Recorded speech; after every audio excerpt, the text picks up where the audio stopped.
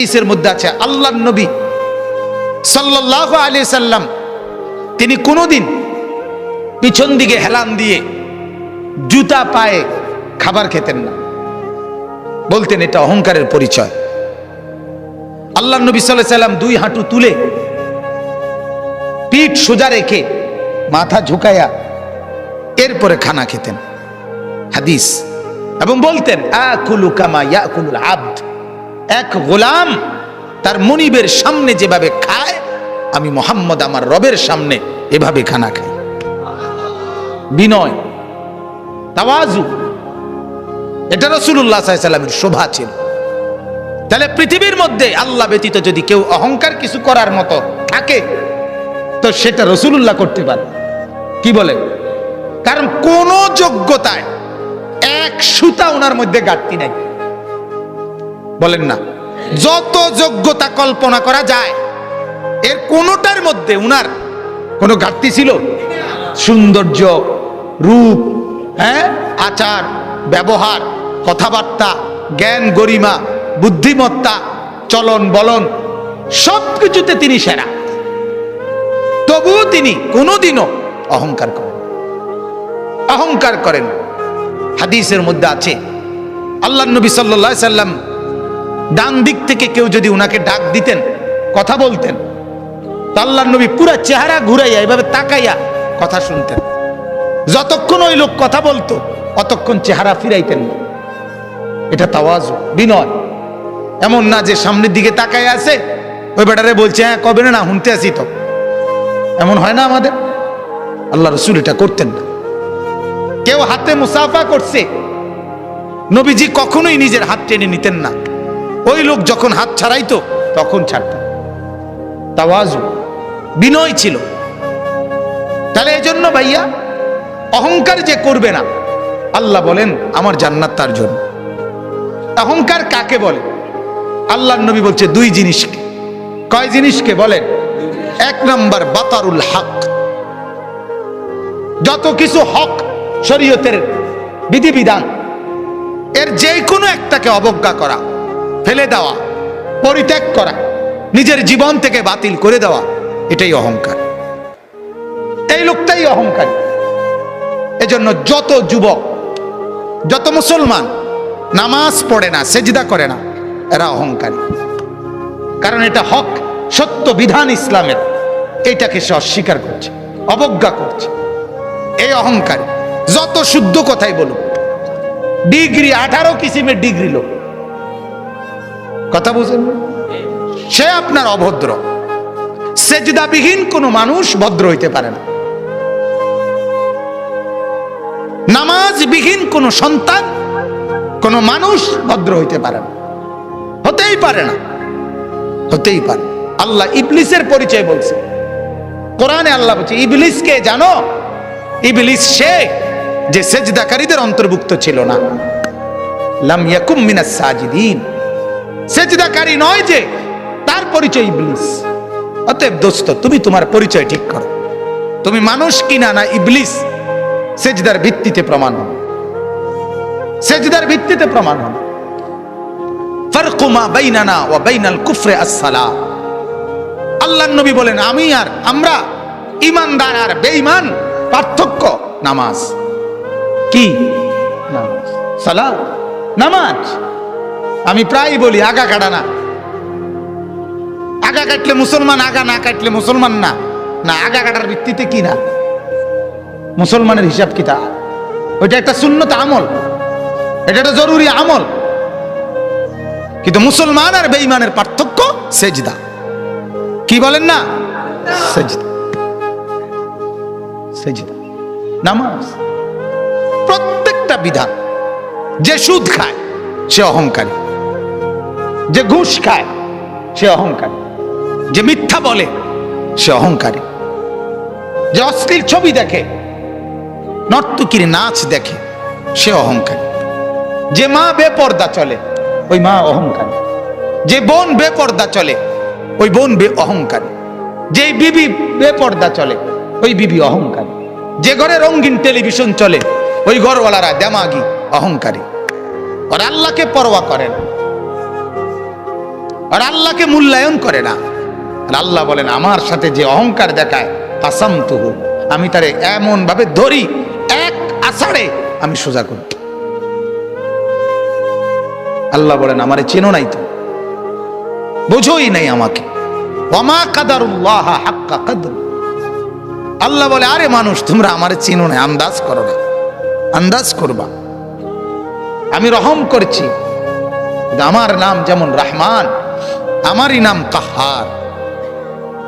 আমার নাম যেমন রাহিম, আমারই নাম জব্বার। মনে রাখ, আমার দোনো নামের অর্থ শুনে নাও। আমার রহমান নামের অর্থ কি এটাও জেনে নাও, আমার জব্বার নামের অর্থ কি এটাও জেনে নাও। আমার রাহিম নামের অর্থ শোনো, আমার কাহার নামের অর্থ শোনো, তাইলে আন্দাজ করবা।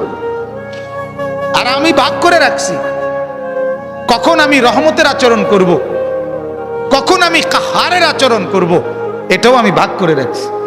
দুনিয়ায় আমি রহমতের আচরণ করি, তোমারে দুগা ভাত খাওয়াই, তোমার এত চুরি ডাকাতি, এত মিথ্যা, এত চুরি, এত মোবাইল, এত অশ্লীলতা, এত গান বাদ্য, এত নাচ গানের পরেও ছেলেপেলেরা মনে করে কই মাতে তো না কেউ।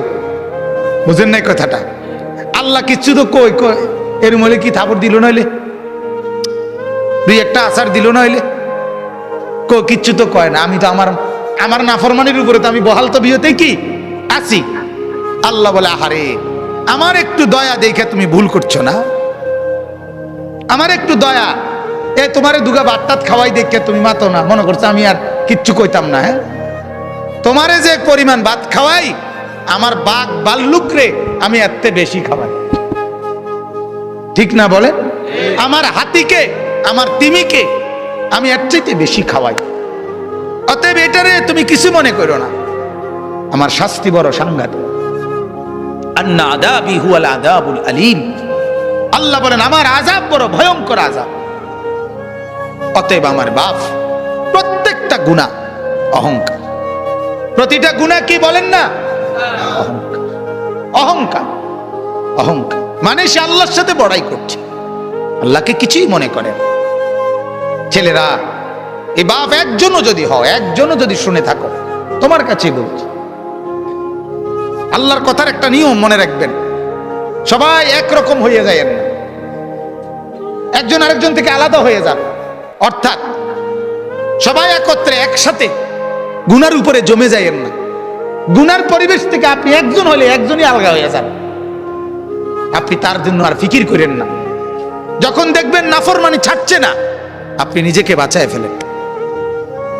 হাদিসের মধ্যে আছে, হযরত হুযায়ফা রাদিয়াল্লাহু তাআলা আনহু বলছেন, ইয়া রাসূলুল্লাহ, যদি আমি কখনো এমন দেখি যে আমার সমাজের প্রত্যেকেই গুনাহ আর নাফরমানির মধ্যে মজবুত হয়ে গেছে, আমি কি তখন তাদের সাথে মিশে যাব? আল্লাহর নবী বলছেন না, প্রয়োজনে গাছের গোড়ালি, গাছের শেকড় কামড়াইয়া ধইরা হইল, একলা হইল, নিজেকে বাঁচাইবে। বুঝছেন? আমরা দিবানিশি বলে যাচ্ছি, এর ভিতরে দিয়া গোটা পৃথিবী আমল না করুক, তো নিজের ব্যাপারে সিদ্ধান্ত নিয়ে রাখছি আমি নামাজ পড়বই।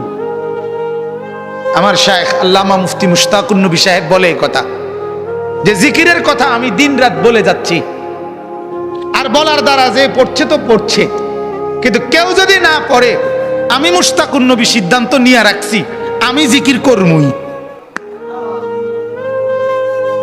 হুজুরের কথা এটা, আমি না করবই, বাকি অন্য করেও বলতেছি। এখন যদি কেউ না শুনে অসুবিধা কি? 300 বছর দাওয়াত দিছে, এমন নবী পৃথিবীতে ছিল, একজনই মানানে নাই। হাদিসে আছে, বুঝেন নাই? একজনও কি আনে নাই? কিছে ওই নবী মার গেছে নাকি? ওই নবী বাদ। সূরা ইয়াসিনের মধ্যে আছে 3জন নবী একত্রে দাওয়াত দিছে, 3জন রাসূল। ফাআযাযনা বিসালিতিন, তৃতীয় জনকে দেওয়ার পরে 3জন রাসূল, 3জন রাসূলের দাওয়াতে ঈমান আনছে শুধু একজন। ওয়াজাআ মিন আকসাল মাদিনাতি রাজুলুন ইয়াসআ, একজন। কি হইছে? এজন্য বাপ এটা ফিকির করা, আমার দ্বারা যেন অহংকার না হয়। আমি অনুরোধ করছি, আপনারা যারা শেষবারে বসলেন, আল্লাহ আপনাদের উপরে রহম করেন। আপনাদের কাছে অনুরোধ বাজার, যখনই কোরআনের কথা শুনবেন, আল্লাহর কথা শুনবেন, দিল সাফ করে বসবেন, নিয়ত করে বসবেন। 6 ঘন্টা না শুনলেন, 1 ঘন্টাই যখন শুনবেন, একদম ফারেক হইয়া, কোন দোস্ত বন্ধু লগে না লইয়া, একলা চুপচাপ শুনবেন। বন্ধুকে বলে দিবেন, তুই আনতে সর, আমি আমার কথাই শুধু শুনবো। এখন দেখবেন এতে ফায়দা হয়, এতে ফায়দা হয়, উপকার হয়। আজকে এজন্য এই গুনার উপরে জমে থাকা, ঠাট্টা মনে করা, ওয়াজটাকে ঠাট্টার বিষয় বানা করে, হাসে, ব্যাটকায়, কিচ্ছা কয়, গল্প করে, তামসা করে, এটার নাম ওয়াজ। মানুষ জমছে না বাজান, না বাজান। আখেরাতে লোক সংখ্যার ভিত্তিতে নেকি না, লোক সংখ্যার ভিত্তিতে না, না না। কোরআনে আল্লাহ বলছে, আমি কোয়ান্টিটি না, আমি কোয়ালিটি দেখব। আমি পরিমাণ না, গুণগত মান দেখব,